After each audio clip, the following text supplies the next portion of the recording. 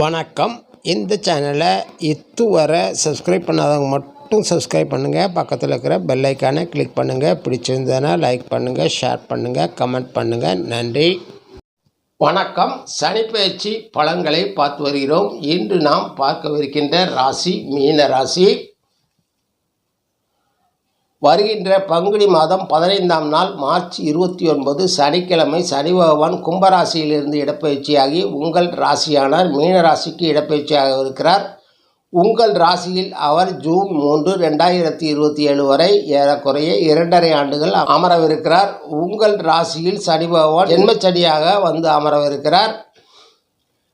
சனி பகவான் 3, 6, 11 ஆகிய இடங்களில் மட்டுமே அபரிதமான நற்பலன்களை வழங்குவார். அவர் ஜென்மச்சனியாக வரும்போது அதிக அசுப பலன்களை வழங்குவார். அவர் பார்வையாக 3, 7, 10 ஆகிய பாவங்களை பார்ப்பார். அவை உங்கள் ராசிக்கு உபஜயஸ்தானத்தையும் கலஸ்திரஸ்தானத்தையும் ஜீவனஸ்தானத்தையும் பார்ப்பார். வருகின்ற ஜூலை 17, நவம்பர் 28 வரை அவர் வக்ரகதியில் நகரவிருக்கிறார். இந்த காலகட்டங்களில் உங்கள் பலன்களில் மாறுபாடுகள் இருக்கும். சனி பகவானைப் போல் கொடுப்பவரும் இல்லை, கெடுப்பவரும் இல்லை என்பார்கள். நாம் கொடுத்ததை திருப்பி கொடுப்பதில் வல்லவர். நாம் நல்லதை செய்தால் நற்பலனையும், நாம் பிறருக்கு தீமை செய்தால் கெடுபலன்களையும் கொடுக்கக்கூடியவர். மற்ற 8 கிரகங்களின் அமைவுக்கு ஏற்றவாறும் உங்கள் ஜாதகத்தில் தசாபுத்திக்கு ஏற்றவாறும் பலன்கள் நிச்சயமாக மாறுபாடு அடையும். சனிப்பெயர்ச்சி பலன்களை எச்சரிக்கையாக எடுத்துக்கொண்டு செயல்படுங்கள். அவரை கண்டு அஞ்சவும் வேண்டாம், அவரை ஒதுக்கி தள்ளவும் வேண்டாம். இப்பொழுது பொதுவான பலன்களை பார்க்கலாம். பொதுவாகவே குருவின் வீட்டிற்கு சனி பகவான் வந்து அமர்வது பெரிய கெடுபலன்களை கொடுக்க மாட்டார் என்று சொல்லப்பட்டாலும் கடந்த விரைச்சனியின் 2.5 ஆண்டுகள் கும்பராசிக்கு ராசிநாதன் சனி, அதனால் பாதிப்பு அதிகமாக இருக்காது என்று கூறினார்கள். ஆனால் நடந்தது வேறு. மிகவும் கவனமாக இருக்க வேண்டிய இந்த 2.5 ஆண்டுகள் கவனத்தில் கொள்ளுங்கள். இந்த காலகட்டத்தில் நோய்கள் ஏற்படும் வாய்ப்புகள் உண்டு. பிறருடன் விரோதம், தன விரயம், சிறை பயம், மான கௌரவ பங்கம், பித்த வாத நோய்கள், தோற்ற பொலிவு கெடுதல், உறவினர்கள் நண்பர்களின் பிரிவு ஆகியவை ஏற்படும். ஏதாவது ஒரு சிக்கலில் மாட்டிக்கொண்டு விடுபட முடியாமல் தவிப்பீர்கள். அளவுக்கு அதிகமாக உழைப்பால் சோர்வு உண்டாகும். மனதில் ஒரு விதமான பயம் தோன்றும்.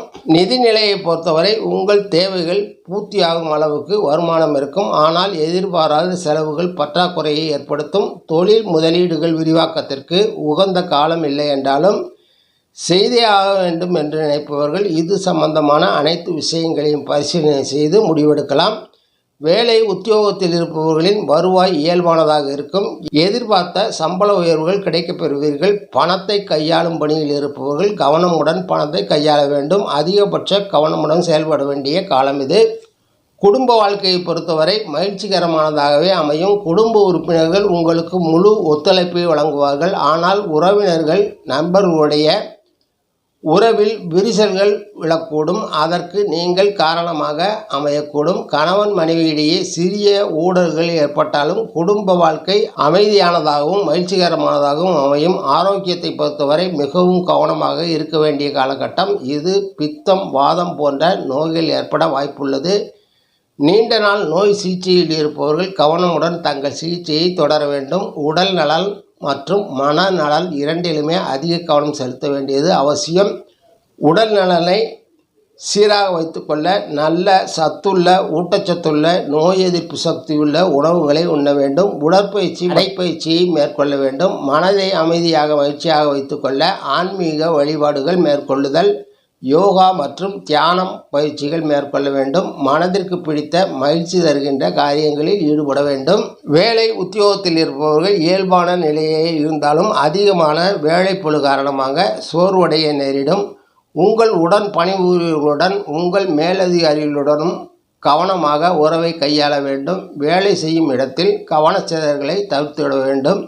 வியாபாரம், தொழில் செய்பவர்களுக்கு இந்த காலகட்டத்தில் சீரான பலன்களை காண்பீர்கள். நிதியை கையாள்வதில் அதிக கவனம் செலுத்துங்கள். புதிய முதலீடுகள் செய்யும் போது எல்லா விஷயங்களையும் கவனத்தில் கொள்ளுங்கள்.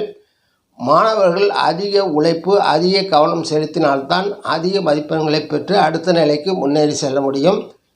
கலைஞர்கள் வாய்ப்புகளை பெற்றாலும் அவை வெற்றி பெற முழுமையான கவனத்தை செலுத்தி படைப்புகளை வெற்றி பெற உழைக்க வேண்டியிருக்கும். அரசியல்வாதிகள் தங்கள் வாய்ச்சாவடாலை குறைத்து கொண்டு மக்கள் நலன் கருதி வேலை செய்தால் இலக்கை அடைய முடியும். இறுதியாக இந்த பலன்கள் ஒரு எச்சரிக்கையாக எடுத்துக்கொண்டு சிறப்பாக செயல்பட்டால் எந்த துன்பமும் நெருங்காது. சனி பகவான் கெட்டவர்களுக்குத்தான் கெட்டவர், நல்லவர்களுக்கு என்றும் நல்லவர்தான். சனிக்கிழமைகளில் காகத்திற்கு உணவளியுங்கள்.